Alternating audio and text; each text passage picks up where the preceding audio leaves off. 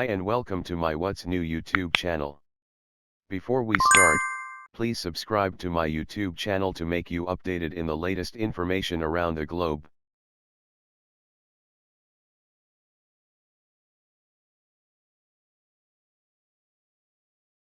Manila, Philippines. The Philippine Air Force, or PAF, announced that 2 of the 6 units of the Turkish-made T129 Attack helicopters it has acquired arrived at Clark Air Base, Pampanga early Wednesday.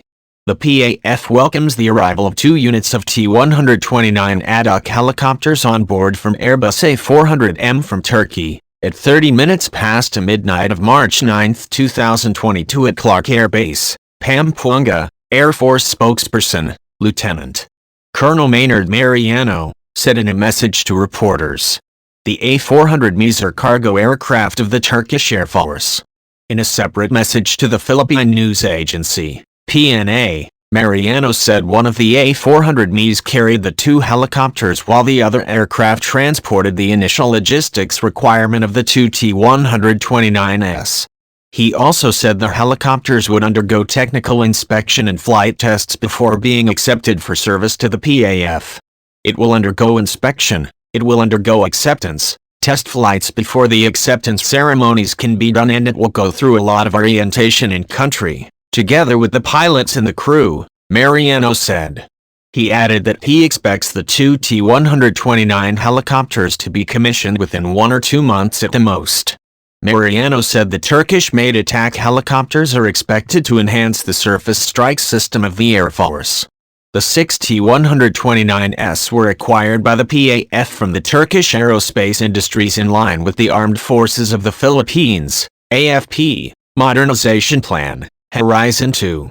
Mariano said the PAF's 15th Strike Wing would operate the T129s, which will be used for close air support for ground troops and armed surveillance and reconnaissance. The T129 is a dedicated attack helicopter, much like the Bell H-1S Cobra. This new system will complement the several surface strike systems of the Air Force and will be another game-changer in support to the numerous missions of the AFP, he added. The first 2 units were supposed to be delivered in December, but this did not push through for still unknown reasons. This is the total contract price for the 6 units of T129 helicopters, 13,727,248,240 pesos. This is to include the logistics support and training of pilots and crew in Turkey, he added. The T129 is a twin-engine, tandem-seat, multi-role, all-weather attack helicopter based on the Augusta A129 Mangusta platform, and is designed for advanced attack and reconnaissance missions in hot and high environments and rough geography in both day and night conditions. Defense Secretary Delfin Lorenzana signed the contract for the acquisition of the Turkish attack helicopters in July 2020. The PAF is looking at acquiring dedicated but affordable attack helicopters to beef up its fleets of lightly armed helicopters, such as the MG-520 and AW-109E that are being used for counter-terror and ground support missions. As this developed, the PAF and the Philippine Army, or PA, formally opened its interoperability exercise dubbed PAF-PA-IOX at the Villamar Air Base in Pasay City on Tuesday.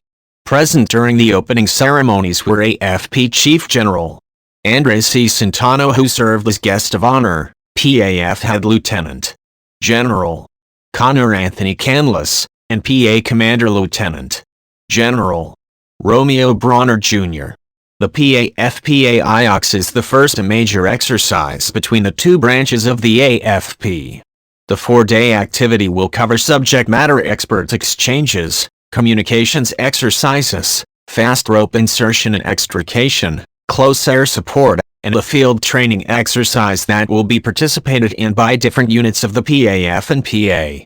PAF aircraft, such as the Embraer A29B Super Tucano, Augusta Westland, AW-109 Attack helicopter, Korea Aerospace Industries FA-50PH jet fighters, Bell 412 and S-70I Black Hawk combat utility helicopters will be used during the exercises.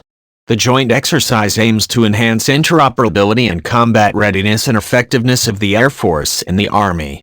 The PAF and the PA will both be introduced to the new capabilities, reinforce working relations, evaluate tactics, techniques, and procedures, and achieve seamless air-to-ground communications and operations.